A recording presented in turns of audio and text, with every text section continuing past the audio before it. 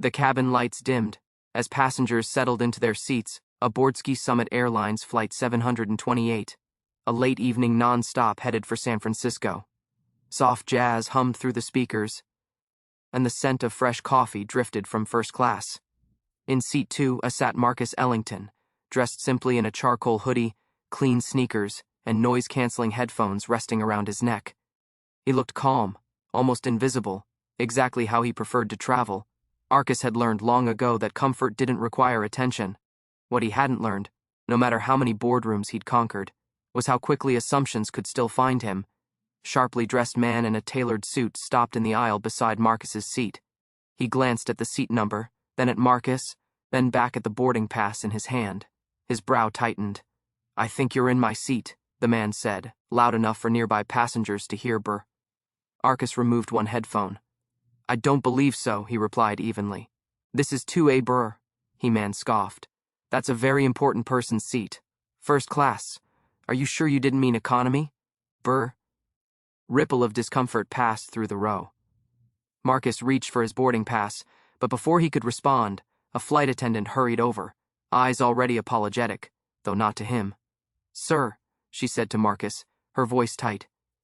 "May I see your boarding pass?" Brr. He handed it to her. She barely glanced before frowning. "I'm sorry, but there seems to be some confusion. Could you step into the aisle for a moment?" The suited man smirked and slipped into Marcus's seat as if the matter were settled. Marcus stood calmly. "There's no confusion," he said. "That is my seat." The attendant's smile hardened. "Sir, please don't make this difficult. We have a full flight," whispers began. A woman across the aisle shook her head. Someone muttered, "Unbelievable." Marcus felt the familiar weight, the one that pressed not on his chest, but on his patience. "I'll wait," Marcus said, stepping aside. Minutes passed. Another attendant arrived, then the purser.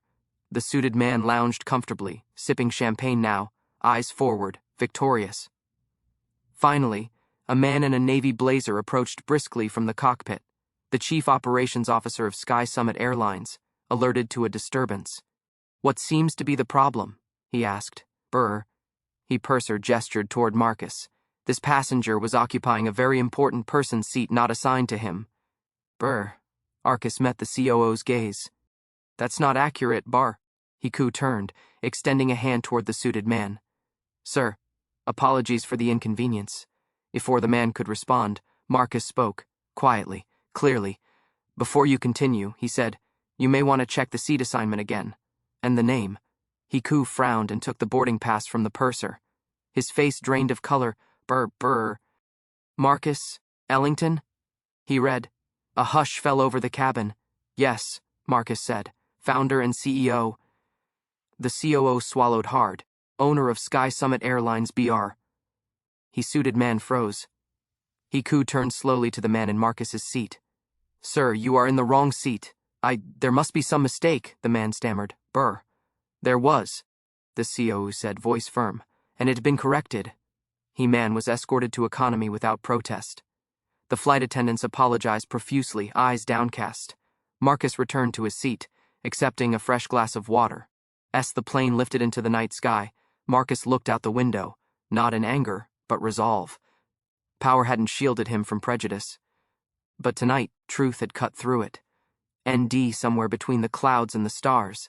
SkySummit Airlines learned a lesson that no policy manual could teach.